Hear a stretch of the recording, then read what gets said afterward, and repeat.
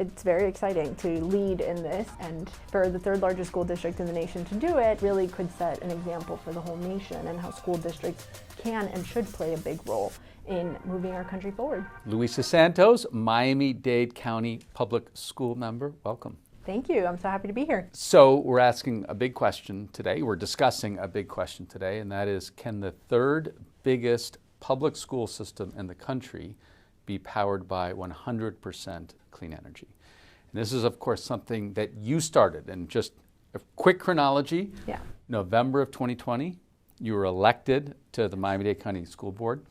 By April of 2021, as a result of a resolution, a proposal you put forward, the school board votes to create a plan to go 100 by 2030 to 100% powered by clean energy. So February 2022, the plan is presented. The rubber meeting the road, so to speak. Tell us about sort of what different pieces of the plan or different pieces to get us to 100% clean energy are underway. Well, all the experts that came onto that task force, and we had really an incredible membership on that task force, they worked on this plan. The number one recommendation in the plan was, if you actually want to meet any of these goals, if you want to do any of the things we're telling you have to do, you're going to need someone to lead this work, and someone who has enough tentacles into enough departments to do the collaborative work that will be necessary to move the district forward. And so they said, you have to hire a chief sustainability officer.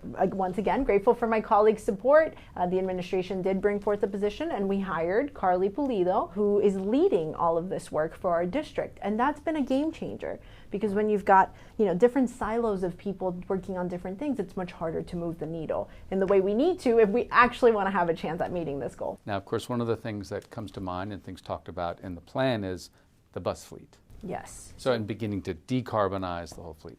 Right. So we have a 999 bus fleet, which is huge, right? And that also means a lot of not clean air going into our students, our bus drivers' lungs, and certainly something that we all know we have to change. And so we were part of the Volkswagen Settlement Fund. Allowed us to, in this moment, every electric bus we buy is going to cost us less, because we get a match of funds from that settlement, than a diesel bus. So financially, usually that's a harder calculus, but in this moment, we are able to, over the next 50 buses we acquire, take advantage of those savings. So we are starting with the first 10. Of course, changing how your entire bus depot system works is a challenge, but I'm really proud of the transportation team. They're rising to the challenge, and starting next school year, those first 10 to 20 buses, we're hopeful they'll come in time to have 20 buses circulating all parts of our county for our students to have much better, cleaner, quieter buses. And the plan is that year after year after year to continue to chip away at the entire bus fleet. Absolutely. And like everything else, the challenge is, where do you find funds to replenish things that are that costly, right? And so that will be figured out, but we've got our plan for the first 50. In terms of where for the buildings you get energy from, solar, of course, comes to mind, but talk to us about what. Yeah, so solar is huge, right? We did take one step that allowed us to exponentially clean up the sources of our energy, which was we signed up for Solar Together with Florida Power and Light. Because we're now part of that program, 45% of the energy we consume is coming from solar energy. 45% of all buildings. Of all the energy we buy from FPL. Wow. Yeah. So that's huge, right? That's tremendous, big step. And in parallel, we are still committed to figuring out how to get our own solar on our rooftops in a way that makes sense financially and for the long term for the district. And so we also approved a solar ITN, an invitation to negotiate. So in parallel to Solar Together, the school district is figuring out which buildings, which locations make the most sense to put solar on our own roofs and create our own energy as well. Wow, and is there a possibility you could see some of those, say, on school buildings this fall or during the school year? Those take a little bit longer. I've learned a lot about how technical this work is. It's never fast, but certainly we're pushing, and I am hopeful that at least the buildings will be chosen, the companies will be chosen, we'll have, we'll get shovels in the ground, Yeah, no, again, it's all about starting. That's right. Sure. Yeah. Okay. other components of this, AC efficiency, right? Is key. Oh, yes. So we, through the federal stimulus dollars that came down during COVID, we received $1.2 billion as a school district. A good chunk of that went to chillers. And those are very necessary to make sure that we have the most efficient energy use in our buildings. Another thing that we didn't realize we needed, but it's pretty common sense when you think about it, is you need baseline data. You need to understand how much energy your buildings are consuming, and ideally to the room level, to understand how the changes you make are yielding the results you want or not sometimes. And so part of getting to that HVAC, heating and cooling efficiency was putting in place the right information database collection until we have energy cap. And starting this year, principals today have access to their school's consumption of energy, water, and they're able to track, hopefully, their efficiencies as they decrease. And starting next school year, our sustainability officer is going to have an incentives program where schools will be rewarded for completing certain targets around their energy and water use. In a way, you wonder too, like by building this a level of awareness, it also creates the opportunity for the school system to be a catalyst. Oh. That is, that others I want to do that. Right. Yeah. It's very exciting to lead in this, and for the third largest school district in the nation to do it, really could set an example for the whole nation and how school districts can and should play a big role in moving our country forward. So other elements that will be implemented or that will begin this coming school year, I know like LED lights is another piece of that. Yeah, and that's been ongoing for some time. Okay. So we're trying to accelerate the pace at which every single incandescent bulb is a thing of the past, and we only have high efficiency LED lighting in schools. Of course, sealing building envelopes is a huge part of energy efficiency, making sure you've got impact windows and doors that will seal your building so you don't have leaks all over the place. And then of course, controls of your HVAC systems. You've probably heard stories of students, wearing hoodies in the middle of the hottest day inside their schools. We really want to be able to control temperatures across the school district to have comfort for our students and to be efficient. So those are all things that are underway now. What are things that are in the plan that are still, TBD, so to speak? I mean, there's a ton of work left to do on things like energy as a service and energy savings agreements, which are similar to the guaranteed energy performance contracts that are being executed right now, but they allow us to get more creative with the financing to be able to leverage kicking off projects across many different campuses so that we can see higher savings in year 1, 2, 3, et cetera. So we can get the right payback periods for our schools that make sense financially for our district. We've also got a ton of work left to do when it comes to waste, recycling, composting. Food waste is a huge issue in our school cafeterias, and so we're starting to think how to tackle that. And something really exciting that is not yet here, but in the works, is a solar apprenticeship program. So our solar technicians, there is a state program, it's state apprenticeship, and it will come to our colleges, our technical colleges that we run. But starting next school year, high school students will be able to take dual enrollment courses in that solar technician program. So they will be ready for the jobs of the future, and they will be exposed to what we know is an industry that's exploding. And so we want our community to be able to take advantage of those jobs.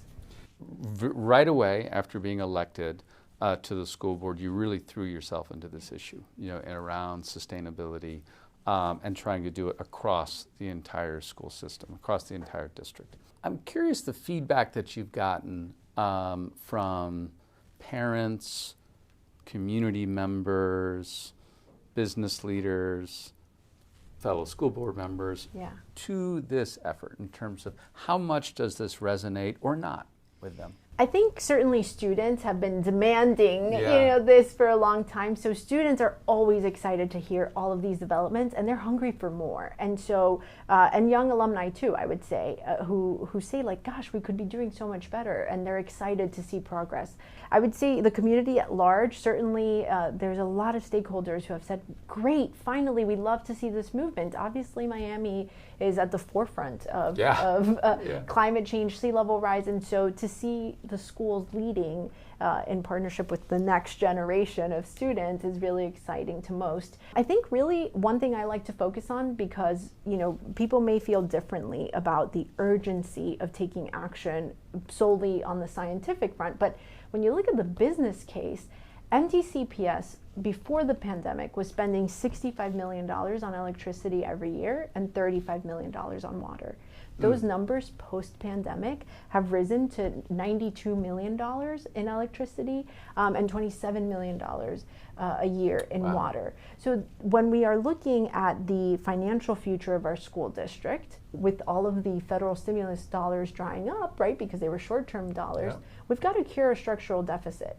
And when you make even slight changes in our efficiencies on energy and water consumption, you've got a great business case for why this matters and why it's going to return, cost avoidance and in some cases potentially revenue generation for our school district. I think I lead with the business case because I think most people will agree on that, but I am also very excited for so many people who understand, the moral case for it. Has this whole journey been one that has inspired you to do more big transformative efforts like this? Oh my gosh, absolutely, right? It's like once you realize that and this is why I ran for the school board, right, to realize that you have the power to set lofty goals that are rigorous but attainable, and then to do the work of day in and day out, following up, holding accountable, building, setting a whole system up for success and creating systemic change so it will outlast me, right?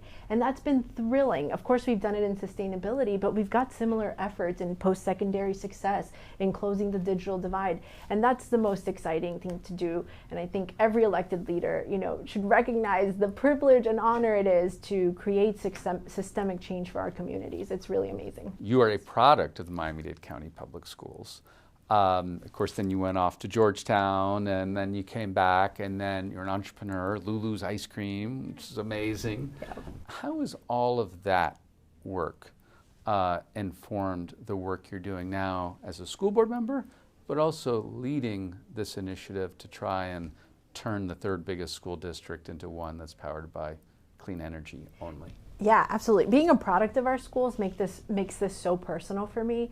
I see every single one of the students I visit in classrooms as 8-year-old me, right? And I want them to have every opportunity they can get, and I want them to live in an earth that will sustain them and their grandchildren. And so that makes it really personal for me, and to represent the schools that I went to feels so exciting, and it allows me to have a really deep connection to how all these policies we talk about at the highest level actually affect people on the ground, or sometimes don't, and then how to fix it. And then of course being an entrepreneur is the greatest gift I could have and now as a policymaker, because I really get the privilege of thinking outside the box, of knowing that as an entrepreneur, you're innovative, you're iterating every single time. And so when something's not happening, you're constantly, resetting your course, and doing that in such a large system can be difficult, but also it's the greatest opportunity, because large systems aren't used to doing that. And if we can sort of hack getting large bureaucracies to move more like that, I think that's the key to giving, our students the world. So with students so, inspired by this work, are there some specific examples or things that have really resonated? I mean, there is no shortage of green clubs in our schools doing amazing work, Dream and Green, Clio Institute. I mean, it's really incredible. But I have a vivid memory of one student who came to the school board because she, as a science project, decided she was going to measure emissions outside of the bus drop-off lane at her school. And it became really evident that there were really toxic they were breathing toxic air at the school and for the bus drivers, and she really made a very informed case to the school board. And so, it's been an honor to listen to her and to make her recommendations actionable realities. So when you were elected, you could have picked a whole host of issues to lean into. Why did you choose climate sustainability as one of the very first issues that you leaned into, and didn't do it incrementally, pursued it district-wide? Yeah, it's a great question. I definitely came in knowing that I would have to focus in order to for things to be different by the time I left. I couldn't just focus on everything because there's no shortage of things to fix. But there was a really strong ecosystem of stakeholders who have for a long time been demanding action on this issue. And that was really important to me, to know that I was going to have sort of the infrastructure in place to have the support the school district was going to need to be successful. And so we had great partnerships with the county. Our chair of the task force was Jane Gilbert, who is our chief heat officer. And so there was a lot of synergy and demand from the community. And it's the right thing to do, both like we talked about the business case and the moral case. And so it was really a no-brainer. So now we come back to the big question where we started.